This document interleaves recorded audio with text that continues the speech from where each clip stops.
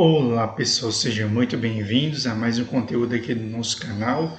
E a principal notícia hoje que movimentou o mercado de fundos imobiliários foi justamente o MXRF11, que no dia 29 do 11, ou seja, um dos últimos dias do mês de novembro, acabou de soltar que no dia 13 de dezembro irá pagar 10 centavos, ou seja, saímos da casa dos 9 centavos que vinha se repetindo ali desde agosto e agora subiu para 10 centavos.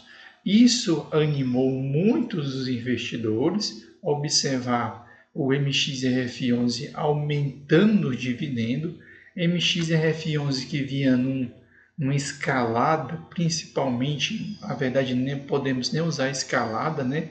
Mas uma queda muito intensa da sua cotação. Isso se deve principalmente aqui à sua carteira, porque como nós podemos observar, o portfólio do MXRF11 tem como característica possuir uma concentração em inflação, ou seja, IPCA mais 8,46. Qual é o problema de ter um IPCA na casa de 8,43 e ter 73% indexado à inflação? É porque os títulos do governo, que são bem mais seguros do que títulos privados, eles estão pagando IPCA mais 7, como nós podemos observar, títulos de curto prazo como 2029. Em títulos de longo prazo, como 2035, está se aproximando de 7, ou seja, não se torna tão interessante investir em cotas do MXRF11 quando os títulos públicos do governo altamente seguro estão pagando IPCA e 7. Outro ponto que também é interessante é que o MXRF11 ele tem uma carteira de CDI mais 2,6, no entanto, somente 16% da sua carteira é indexado a Selic. E qual é o problema que nós vamos ter? Na próxima reunião, a Selic ela está com previsão de subir 0,75. Essa subida de 0,75 aumenta o retorno da porção de CDI, ou seja, a porção da carteira, os 16% são beneficiados. Entretanto, a outra porção da carteira, que é a maior parte indexada à inflação, é pressionada no intuito de baixar, ou seja, essa pressão faz com que a inflação baixe, ou seja, uma parte da carteira, infelizmente, não vai ter aí um grande destrave, certo? Além disso, ele possui 11% do seu portfólio anexado, ou seja, fixado em fundos imobiliários que não são acessíveis ao investidor de forma geral, certo? Somente investidores qualificados e grandes grupos. Se nós subirmos aqui em cima para vermos o patamar do MXRF11, ele está na casa de R$ 9,26, com a subida da Selic, provavelmente ele vai chegar ali abaixo dos R$ 9,00 pela primeira vez, até porque o seu dividendo está na casa de 2,58, com a subida de 0,75 da Selic, nós já vamos ter aí uma Selic na casa dos 12%, ou 12,5%, ou 12,25%, ou 12,75%, um desses valores. Ou seja, fica muito próximo do que o MXRF11 vem pagando.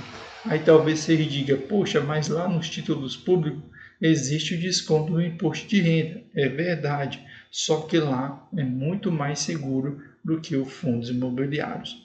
Outro ponto importante, o MXRF11 pela primeira vez em 2 anos se encontra com um desconto de 2%, A sua liquidez é uma das maiores do mercado, 18,82 milhões, ou seja, um grande número de gente comprando e vendendo, mas atualmente essa liquidez elevada é mais gente vendendo do que comprando, e a maior prova é que a rentabilidade dele se encontra negativa pela primeira vez, 0,86, e se nós olharmos a curva de rentabilidade, ou seja, da cotação, na verdade, ao longo de um ano, a gente consegue observar que desde que a Selic começou a subir, ele se encontra com a rota de queda, e essa queda tem se intensificado, até porque investiu R$ 1.000 no último ano e está com prejuízo, ou seja,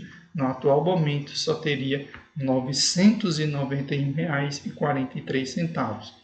Já se você tivesse investido em um título público, no mínimo você teria os mesmos R$ 1.000, certo? Descendo aqui embaixo, ele é um fundo híbrido, porque ele tem uma parte de papel, que é uma carteira de CRI, e ele possui 3 imóveis, por isso que ele é considerado híbrido.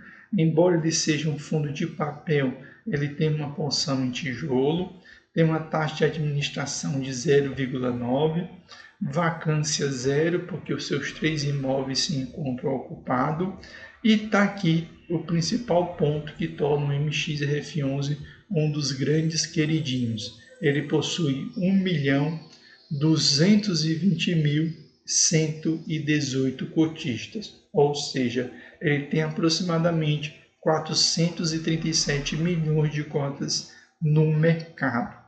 Cada cota dessa vale R$ 9,52, tem um patrimônio de 4,16 bilhões e o seu último rendimento agradou o investidor e foi na casa de 10 centavos, certo?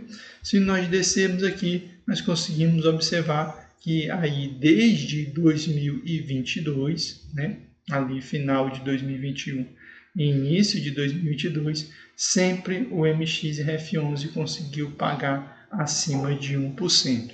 As exceções foram aqui novembro de 2022 e, como nós podemos observar, agosto, depois veio outubro, novembro, mas quando foi agora em dezembro, ele já conseguiu passar de 1%, ou seja, de forma clara, o MXRF11 tem o hábito de pagar acima de 1%. Seu dividend yield médio nos últimos 5 anos foi 13,75% e atualmente ele está pagando 12,58%, ou seja, quando comparado à média histórica, esse é o momento onde ele está pagando menos, o que tem feito com que muitos investidores acabem não investindo no MXRF11. Se nós pegarmos os últimos 2 anos, agora, principalmente no final do ano, pela primeira vez o CDI passou do MXRF11.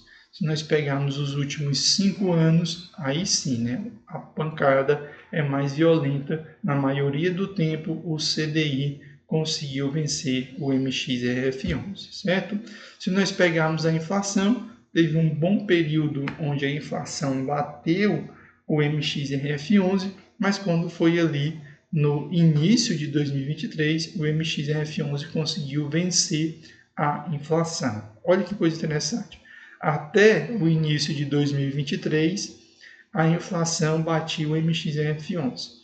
A partir de 2023 para cá, ele conseguiu superar a inflação. No entanto, o que aconteceu? Na maioria do tempo, nos últimos 5 anos, ele infelizmente perdeu para o CDI na maioria do tempo. O único momento que ele conseguiu ficar acima do CDI foi ali em março de 2023 até aproximadamente ali outubro de 2024. Mas a maioria do tempo dos últimos 5 anos ele acabou perdendo para o CDI, certo? E logo esse fundo que deveria entregar um bom retorno. Quando nós olhamos os principais concorrentes dele, como o VGHF11, que é um hedge fund, ou a VGHF11, que é o principal competidor vem pagando bem mais, 13,92, e está com desconto bem maior, de 12%, o que tem atraído muitos investidores deixarem o MXRF11 e migrarem para o VGHF, certo? Mas o MXRF11 está dando uma ótima oportunidade.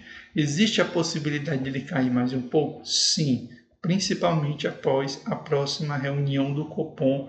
Provavelmente teremos o MXRF11 caindo mais um pouco, certo? Então espero que vocês tenham gostado do conteúdo. Vocês que não são seguidores do canal, segue o canal, deixe seu comentário, diz se você tem um MXRF11. Provavelmente você tem, porque a maioria dos investidores de fundos imobiliários começaram com o MXRF11, colocando ali R$10, R$20 para ver se funcionava mesmo e depois descobriram que davam certo, certo? Então, espero que vocês tenham gostado do conteúdo. Um abraço para todos vocês e até o próximo vídeo.